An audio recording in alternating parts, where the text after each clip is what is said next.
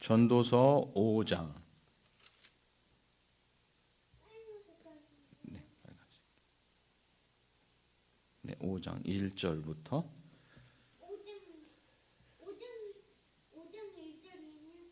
1절부터 7절까지입니다. 전도서 5장 1절에서부터 7절까지 말씀입니다.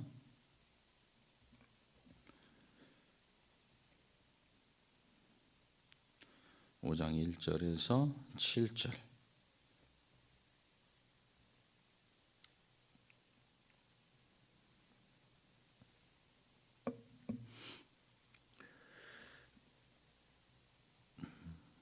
교독합니다. 너는 하나님의 집에 들어갈 때에 내 발을 삼갈지어다. 가까이 하여 말씀을 듣는 것이 우매한 자들이 제물 드리는 것보다 나으니 그들은 악을 행하면서도 깨닫지 못함이니라.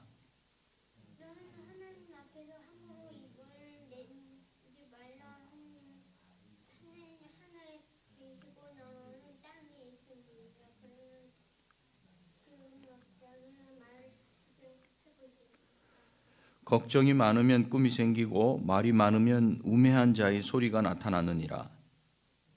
내가 하나님께 성원할 것을 가기를 거기게 하지 말라. 하나님은 우매한 자들을 기뻐하지 아니하시나니 시원한 것을 갚으라. 서원하고 갚지 아니하는 것보다 서원하지 아니하는 것이 더 나으니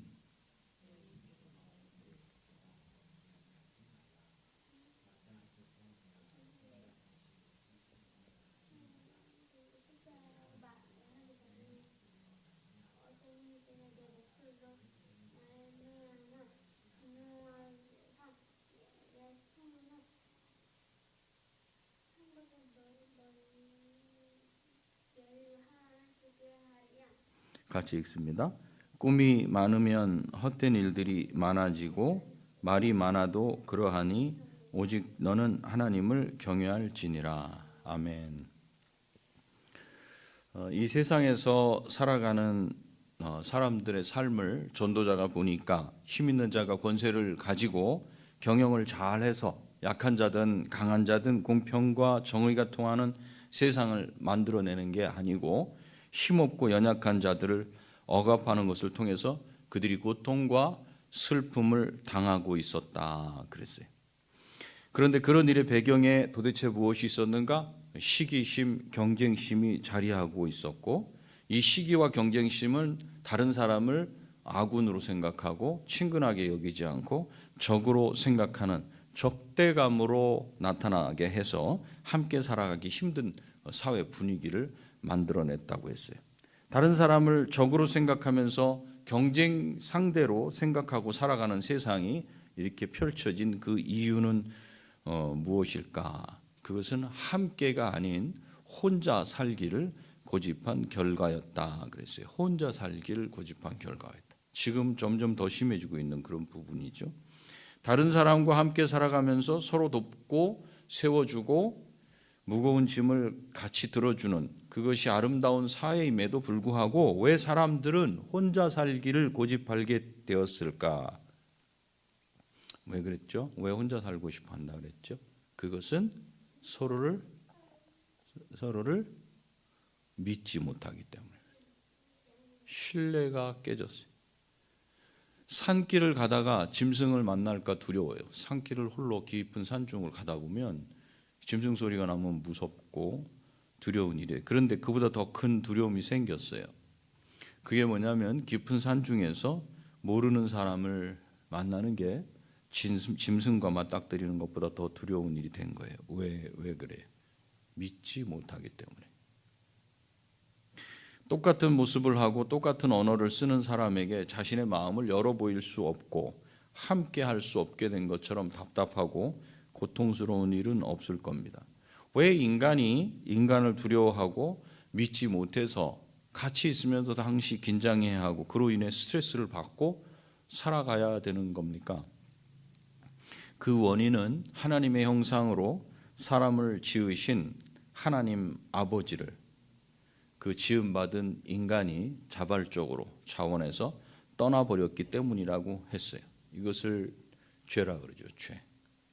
진리를 잃어버리고 진리의 자리에 거짓이 들어오게 됐어요. 그로 인해서 거짓이 들어와서 거짓이 진리처럼 자리를 잡고 있기 때문에 거기서 나오는 것이 거짓이고 불신이고 오류였어요.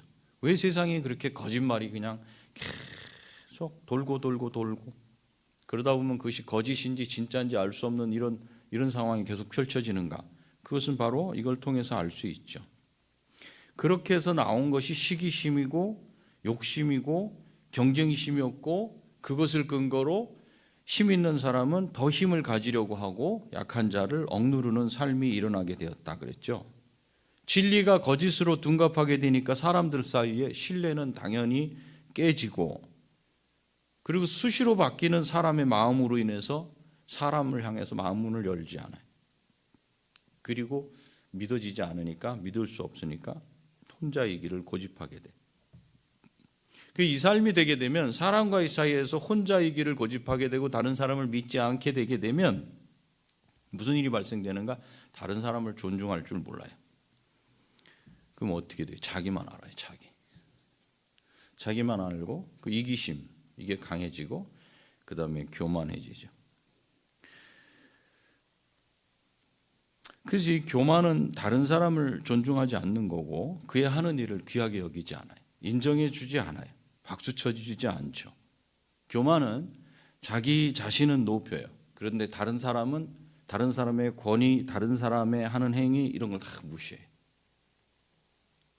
자기보다 못한 사람은 짓밟고 자기보다 우위에 있는 사람을 향해서는 언제든지 올라서려고 그 마음을 이렇게 바꿨다 저렇게 바꿨다 해요. 그 반역을 꾀하게 돼. 이런 인간의 태도는 누구를 향해서 가장 많이 나타나는가? 그것은 인간을 지으신 하나님을 향해서 나타나요. 사실 이 세상 가운데 벌어지고 있는 사람들과 사람들 사이의 이런 태도는 그건 결국 누구를 향해서 하는 태도인가? 하나님을 향해서 그래요. 권위와 서로 존중하고 또 겸손하는 그것은 하나님께로부터 나왔어요.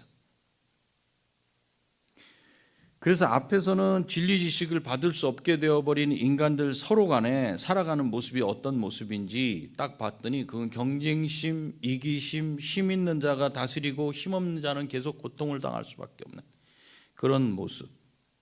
그리고 아무도 믿을 수 없어서 혼자 살기를 고집할 수밖에 없고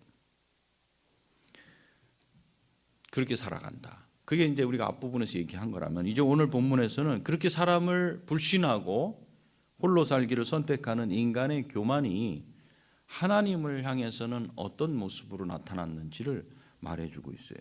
1절 말씀은 이렇게 말씀하고 있죠. 너는 하나님의 집에 들어갈 때 내 발을 삼갈지어다. 가까이 하여 말씀을 듣는 것이 우매한 자들이 제물을 드리는 것보다 나으니 그들은 악을 행하면서도 깨닫지 못함이니라. 이렇게 말씀하고 있어요. 이제 뜬금없이 사람과 사람 사이의 관계를 쭉 얘기하시다가 하나님의 집에 들어가는 것을 이야기하는 게 이렇게 연결이 되는 거예요.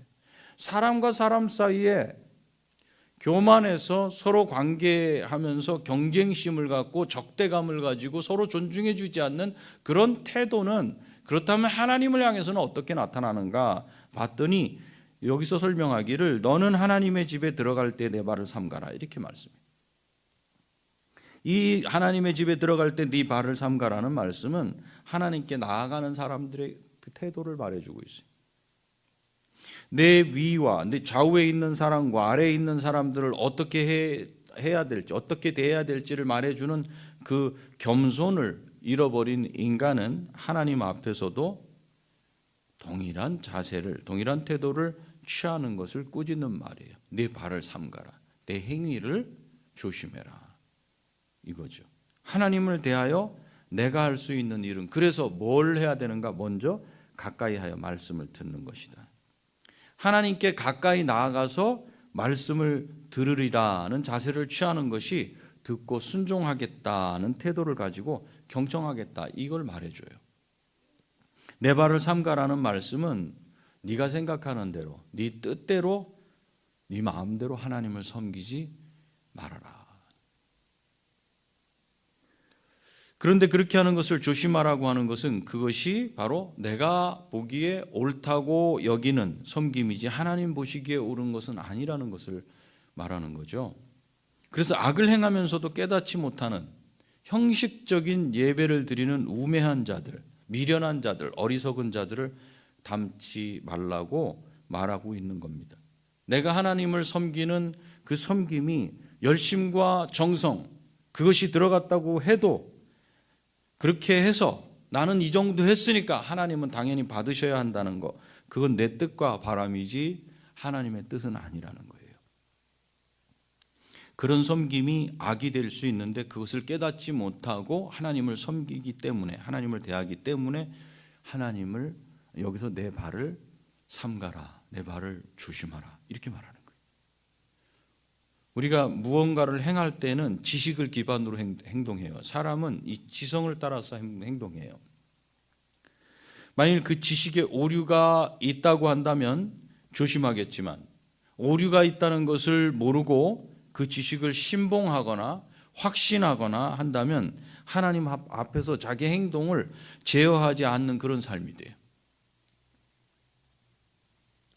이렇게 교만은 자기 위에 아무도 없다고 생각하고 아래를 지그시 내려다보는 낙타의 눈, 낙타의 눈과 같은 모습이에요. 내가 생각하는 것은 다 맞다는 자기 확신이 하나님 앞에서도 동일하게 작용되는 것이 죄로 인해 타락한 인간의 근본 모습이라는 것을 여기서 말해주고 있어요. 죄로 인해 영이 죽은 사람의 기본적인 지식은, 영이 죽은 사람의 이 지성은요, 부패하고 오염되어 있어요. 그래서 거짓을 진리로 여기고 그 거짓 지식에 목숨을 내놔요. 피가 펄펄 끓지요. 때로 그것이 거짓으로 판명되면 어떻게 해요? 내가 잘못된 것을 붙잡았다 그러고 뭐 돌아섭니까? 그렇지 않죠. 눈 하나 깜짝 안 하고 그냥 색깔을 또 다른 걸로 바꿔요. 익숙해 있어요. 그런 인간의 모습을 전도자는 2절에서 이렇게 말해요. 너는 하나님 앞에서 함부로 입을 열지 말며 급한 마음으로 말을 내지 말라. 사람이 말을 한다는 건 그냥 말하는 건 없어요. 다 뜻이 있죠. 생각이 있어요.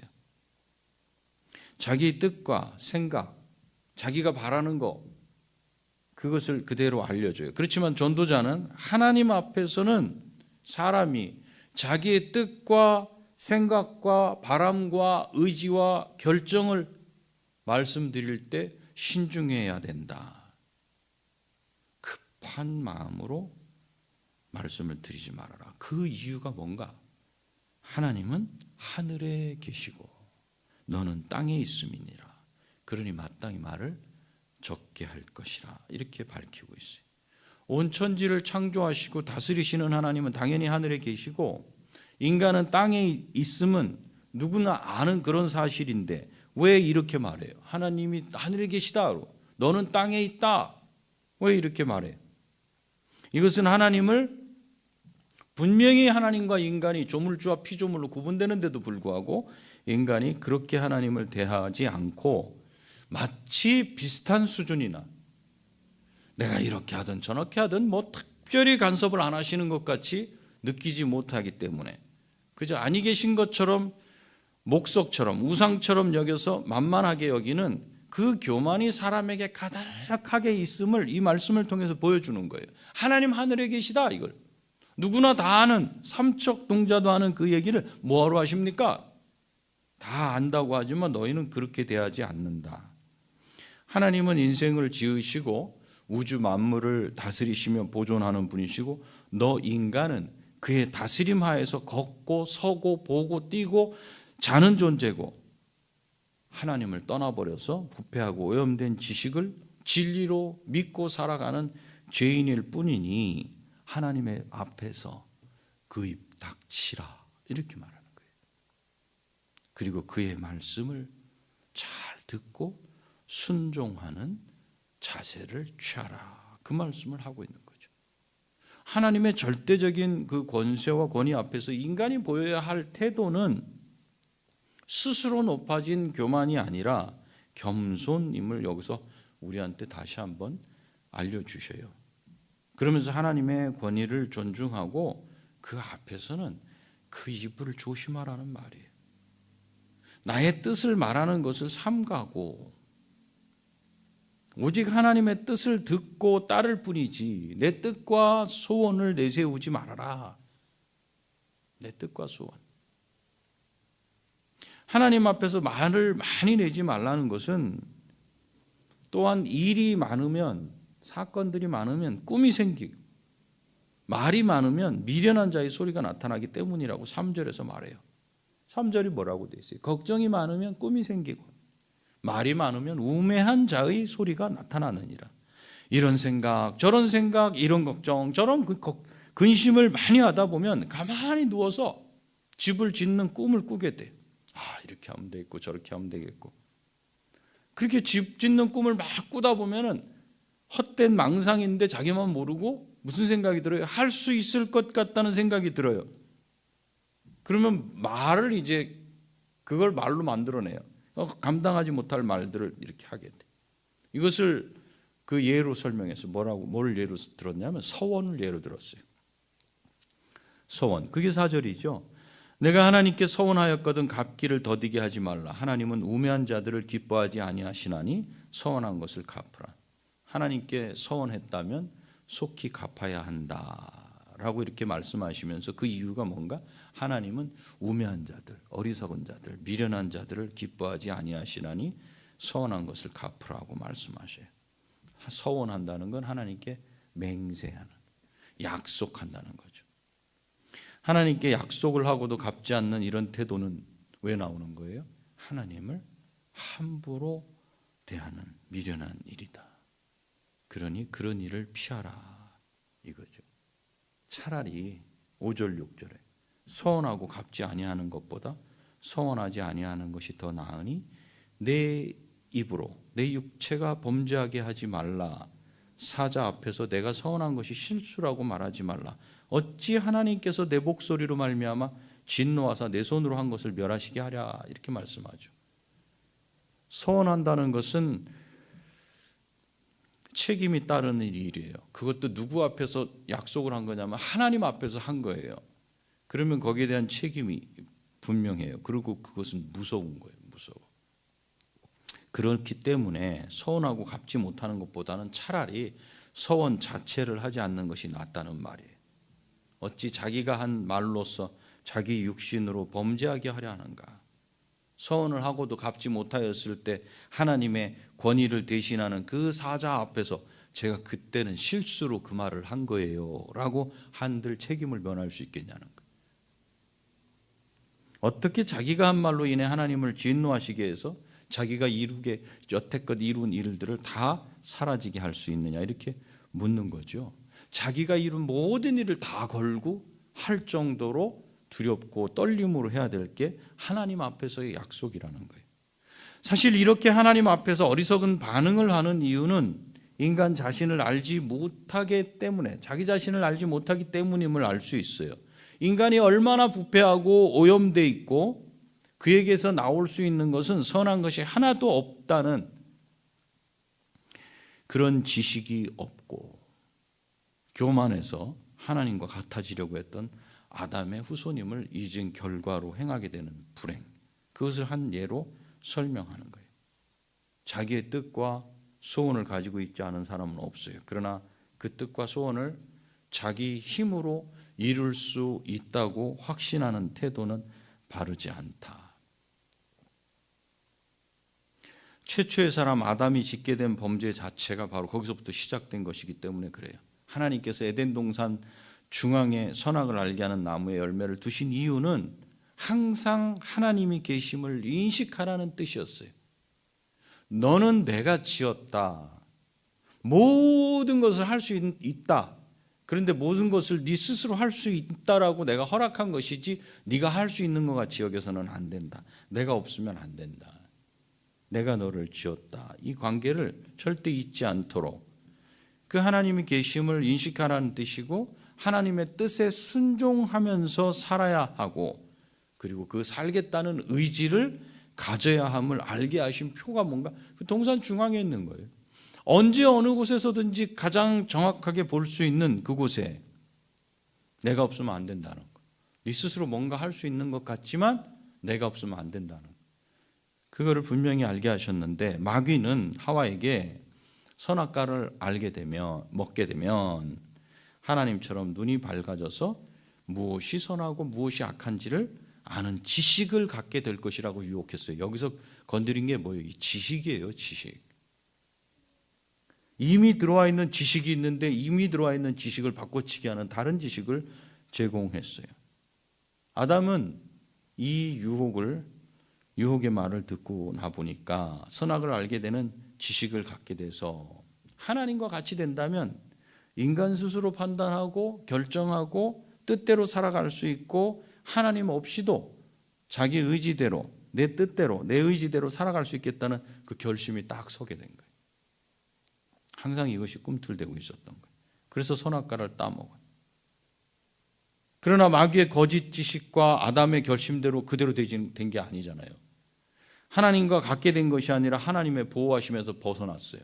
이제는 홀로 살아갈 수 있을 것 같았는데 이제는 홀로 살아가는 것이 그저 고통이고 죽음을 향해 달려가는 길이 됐어요.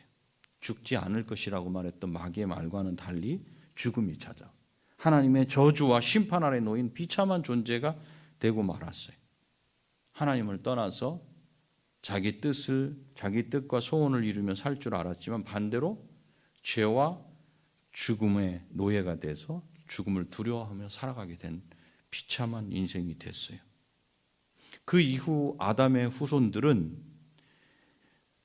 아담 이후에도 여전히 자기 뜻과 소원을 계획하고 그대로 살 수 있다, 그걸 그대로 이룰 수 있다는 그런 교만한 자세를 여전히 가지고 헛된 삶을 지속하고 있어요. 평생토록 자기가 한 말 중에 얼마나 진실되고 얼마나 지키고 살았는지를 한번 돌아보면 우리는 할 말이 없을 거예요. 내가 이거를 하겠다, 저걸 하겠다, 이걸 할 수 있다, 저걸 할 수 있다. 과연 얼마를 지켰는가? 인간은 연약한 존재라서 자기가 한 말을 지켜낼 힘이 없다는 거죠. 자기가 한 말에 대해 책임을 질 수도 없는 존재라는 거예요. 이렇게 죄로 인해서 사람은 겸손이라는 걸 잃어버렸어요.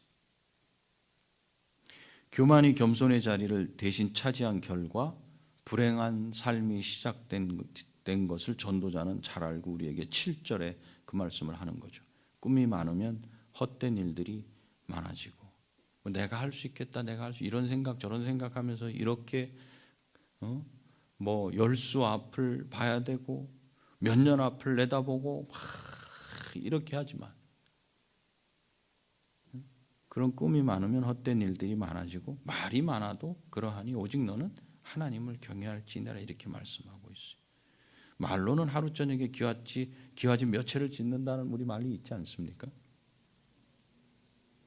이렇게 하겠다 저렇게 하겠다 그런 말을 하고 생각을 하는 대신 하나님을 경외해라, 하나님을 두려워해라, 하나님을 의지해라.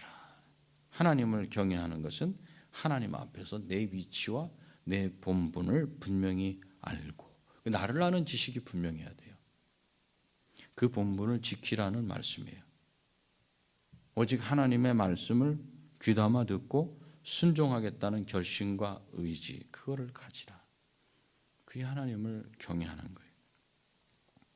오늘 말씀을 통해서 우리가 하나님을 대하는 태도가 다시 한번 좀 정리되기를 바랍니다.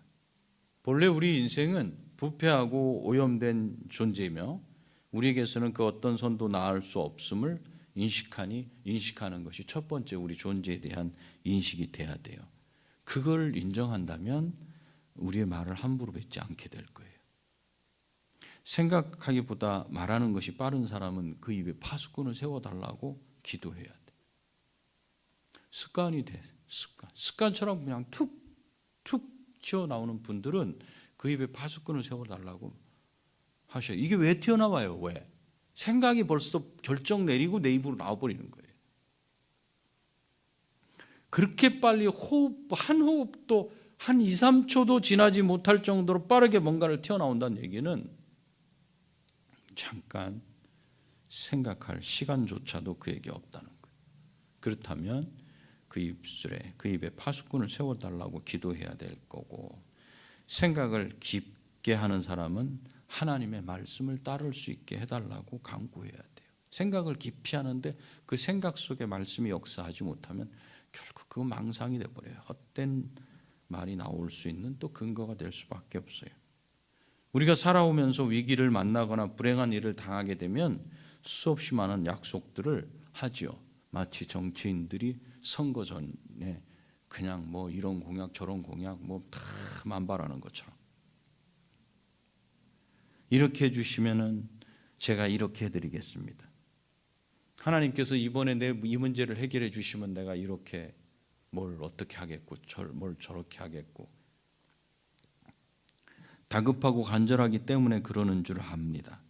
그렇지만 오히려 우리를 가장 잘 아시는 하나님께 묵묵히 하나님의 뜻과 인도하심을 구하는 기도로 우리에게 주신 상황을 받아들이는 그 길로 갈 수 있으면 좋겠습니다. 그것이 성숙한 신자의 모습이에요. 그런데 다급한 그 상황을 당신이 경험해 보지 않았으니 그렇게 말하는 거 아닙니까? 그럴 수 있어요.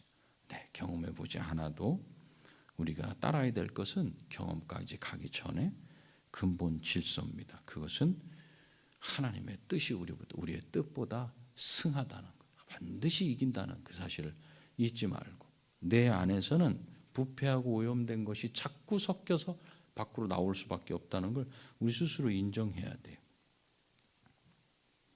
그것이 하나님을 경외하는 길이 될 것입니다. 그것이 하나님을 하나님으로 인정하고 아버지의 뜻대로 이루어지기를 기도하는 길이 될 줄 믿으시기 바랍니다. 하나님을 경외하는 것은요, 나 자신이 누구인지 잘 아는 것으로부터 시작된다는 것을 분명히 알고, 여러분의 경험, 여러분이 알고 있는 이렇게 해야 돼 저렇게 해야 되네 하는 여러분들 안에 형성된 전통적인 어떤 지식, 또 여러분이 확신하는 하나님과의 관계 가운데서 생겨진 그 어떤 기둥, 그것조차도 다 놓고 나로부터 나올 수 있는 것은 그것이 아무리 옳다고 한다 한들 나는 교만한 인생이다. 자기를 누를 수 있어야 되고, 그 입에 파수꾼을 세울 수 있어야 되고, 하나님의 말씀에 순종으로 반응하는 것 말고는 내가 보여야 될 수 있는 것은 없다라고 생각할 때 겸손히 아버지의 뜻을 따르게 될 수 있을 겁니다. 저 여러분의 삶이 오늘 하나님 앞에 나올 때 과연 어떤 태도였는가? 내가 하나님을 하나님으로 내 삶 속에서도 인정하고, 내 가정 가운데, 부모 형제 관계 가운데 정말 하나님을 전능하신 아버지로 인정하고 내가 그렇게 대하는지, 여러분들 생각하시면서 이 말씀을 묵상하고 아버지 앞에서, 하나님 앞에서 살아가시는 여러분이 다 되시기를 축복합니다. 기도하시겠습니다. 주님, 인생이 사람과 사람 사이에 살아가는 모습을 보니까 그저 시기심, 경쟁심, 욕심, 그것으로 가득해서 다른 사람이 잘 되는 거 보고 마음이 편치 않고, 그저 내가 승승장구 앞에 서야 되고 잘 돼야 되고 하는 그런 의식이 가득하여 그 의식을 가지고 사람을 대하다 보니까 세상에 믿을 사람 아무도 없어서 가장 두려운 게 짐승이 아니라 사람이 되어버린 이 시대 가운데 하나님을 대하는 모습을 전도자가 봤더니 역시 그 모습도 하나님을 마치 사람처럼 대하는 것을 바라보았습니다.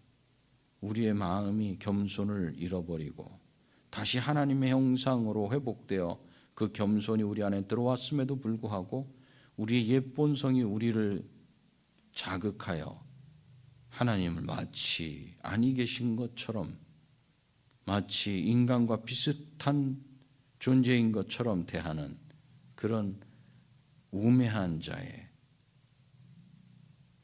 그런 죄를 우리가 저질렀음을 고백합니다. 주님, 하나님을 대할 때 하나님이 하늘에 계시다는 사실을, 하나님이 조물주시라는 사실을 분명히 기억하게 하시고, 우리는 부패하고 오염되어 성령께서 우리에게 깨닫게 하시지 아니하시면 하나님의 말씀을 알 수 없는 그런 존재임을 분명히 인식하고 성령을 의지하는 삶 살아낼 수 있도록 허락하여 주옵소서. 우리 생각을 함부로 말하기보다는 함부로 반응하여 이렇게 저렇게 뭔가를 하려고 경거망동하기보다는 하나님 앞에서 겸손히 아버지 뜻을 구할 수 있는 그런 자들이 다 될 수 있도록 우리 성도들을 붙잡아 주시옵소서. 예수님의 거룩하신 이름으로 기도합니다. 아멘. 하늘에 계신 우리 아버지여, 이름이 거룩히 여김을 받으시오며 나라가 임하시오며 뜻이 하늘에서 이루어진 것 같이 땅에서도 이루어지이다. 오늘 우리에게 일용할 양식을 주시옵고 우리가 우리에게 죄 지은 자를 사하여 준 것 같이 우리 죄를 사하여 주시옵고 우리를 시험에 들게 하지 마시옵고 다만 악에서 구하시옵소서. 나라와 권세와 영광이 아버지께 영원히 있사옵나이다. 아멘. 네, 예배를 마쳤습니다. 평안한 밤 되시고 우리 금요일에 우리 기도하러 모이겠습니다.